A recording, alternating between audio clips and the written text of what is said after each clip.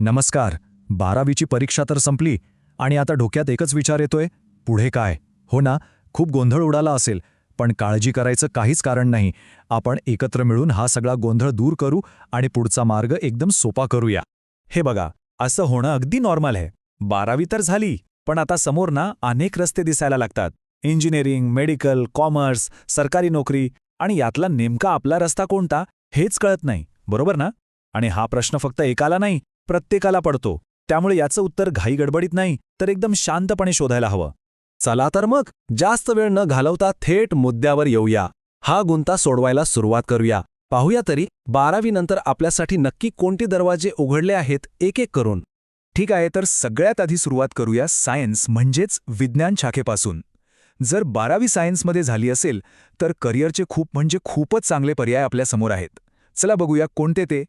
बरं, जर group PCM असेल म्हणजे फिजिक्स, केमिस्ट्री आणि मॅथ्स, तर मग इंजिनिअरिंग, कॉम्प्युटर सायन्स, IT आणि डेटा सायन्ससारखे क्षेत्र तर आहेतच. आणि एक गोष्ट सांगतो, आजकाल प्रत्येक कंपनीला टेक्नॉलॉजी लागतेच, त्यामुळं IT आणि डेटा सायन्समध्ये नोकरीच्या संधी खूप जास्त आहेत खरंच. आणि जर ग्रुप PCB असेल म्हणजे फिजिक्स, केमिस्ट्री आणि बायोलॉजी, तर मग वैद्यकीय क्षेत्र आपल्यासाठी खुलं आहे. डॉक्टर म्हणजे MBBS, फार्मसी, नर्सिंग किंवा अगदी BSc सारखे अनेक कोर्स निवडता येतात. बघा, मेडिकल फील्डमध्ये ना एक वेगळीच गोष्ट आहे. इथे मिळणारा सन्मान आणि करिअरमधली स्थिरता हे खूप महत्त्वाचं आहे. लोकांची सेवा केल्याचं समाधान मिळतं ते वेगळंच आणि आपलं भविष्यही एकदम सुरक्षित होतं. ओके, तर सायन्स झालं. आता जरा कॉमर्स आणि आर्ट्सकडे वळूया. अनेकदा काय होतं, या शाखांकडे ना थोडं दुर्लक्ष केलं जातं.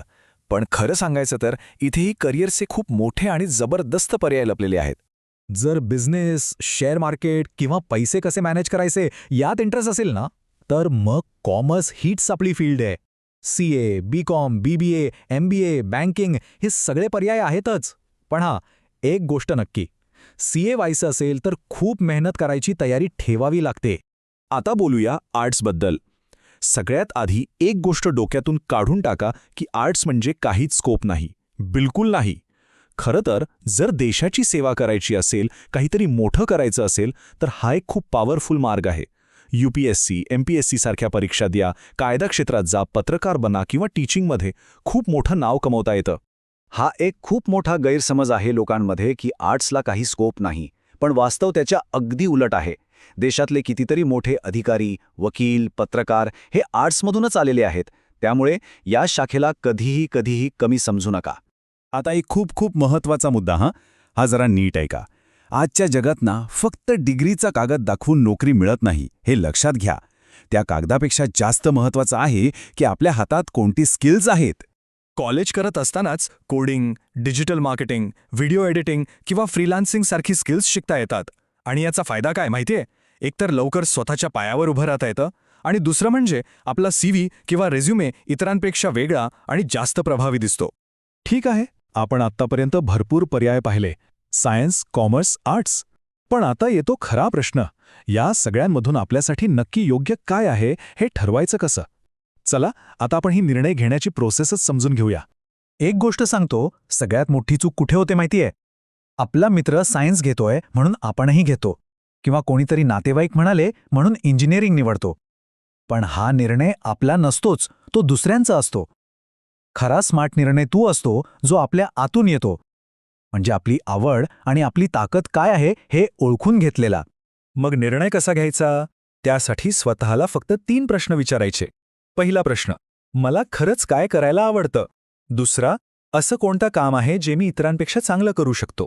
आणि तिसरा, जो खूप महत्त्वाचा आहे, मी जे क्षेत्र निवडतोय त्याला पुढच्या 10 वर्षात मागणी असेल का?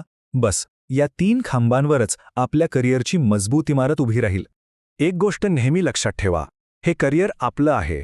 आज आपण जो निर्णय घेऊ तोच आपलं उद्याचं भविष्य ठरवणार आहे. त्यामुळे हा निर्णय पूर्णपणे 100% आपलाच असला पाहिजे, कोणाचाही नाही. म्हणूनच एकदम शांतपणे विचार करा. अजिबात कोणाच्या प्रेशरखाली येऊ नका. हा निर्णय घ्यायला स्वतःला वेळ द्या. काहीही घाई करायची गरज नाही. आपला निर्णय विचारपूर्वक आणि स्मार्ट असला पाहिजे. तर मग आता हा प्रश्न प्रत्येकासाठी आहे. आपापल्या भविष्याला आकार देणारा निर्णय कसा घ्यायचा यावर आता विचार करायला लागा. कारण योग्य निर्णय घेण्याची ताकद आणि जबाबदारी दोन्ही आपल्याच हातात आहे.